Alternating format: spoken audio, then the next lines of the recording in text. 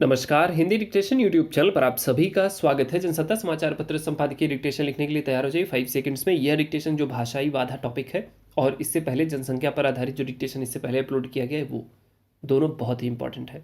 Ready?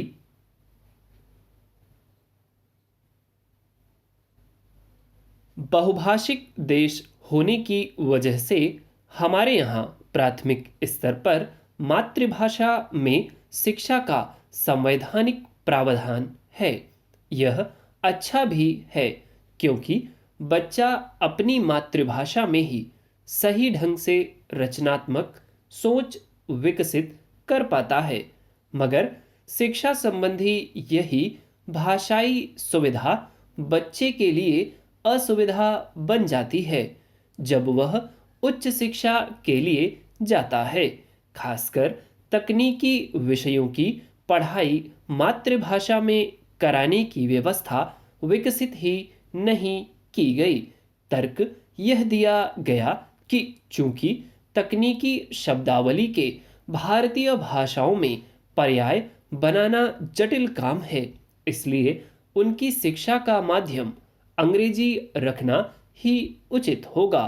हालांकि अब कुछ राज्य सरकारों ने हिंदी और दूसरी भाषाओं में इंजीनियरिंग, चिकित्सा आदि तकनीकी विषयों की पढ़ाई का प्रयास भी शुरू किया है, मगर पढ़ाने वालों के सामने भाषा संबंधी अड़चनें बनी हुई हैं। इसलिए उच्च शिक्षा में बच्चों का अंग्रेजी से पिंड नहीं छूट पा रहा।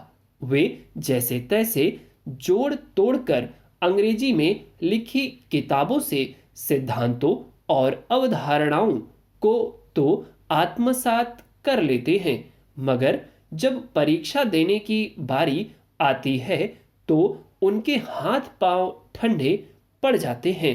अनेक मेधावी बच्चे भी परीक्षा में इसीलिए पिछड़ जाते हैं कि उत्तर अंग्रेजी में नहीं लिख पाते।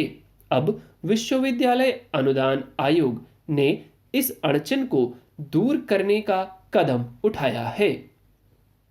विश्वविद्यालय अनुदान आयोग के अध्यक्ष ने सभी विश्वविद्यालयों को पत्र लिखकर आग्रह किया है कि वे विद्यार्थियों को स्थानीय भाषाओं में भी परीक्षा देने का अवसर उपलब्ध कराएं। बेशक पाठ्यक्रम अंग्रेजी में हो, पर उन्हें सवालों का जवाब स्थानीय भाषा में लिखने का अवसर मिलना चाहिए।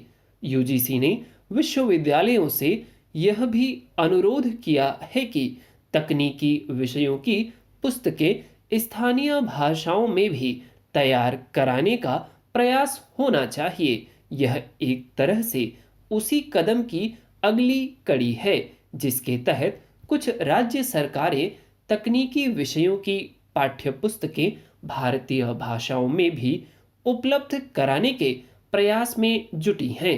यह विद्यार्थियों में आत्मविश्वास पैदा करने और प्रतिभा विकास की दृष्टि से तो अच्छी पहल है, मगर व्यावहारिक स्तर पर इसकी सफलता को लेकर सवाल बने ही रहेंगे। उच्च शिक्षा में केवल डिग्री हासिल करना मकसद नहीं होता, उसमें शोध और अनुसंधान की स्वाभाविक अपेक्षा जुड़ी होती है। इसलिए विश्व स्तरीय शोध और अनुसंधान की दृष्टि से स्थानीय भाषाओं में शिक्षा प्राप्त करना अड़चन बन सकता है। फिर व्यावहारिकता के स्तर पर इसकी उपयोगिता को लेकर बड़ा प्रश्न चिन्ह लग जाता है।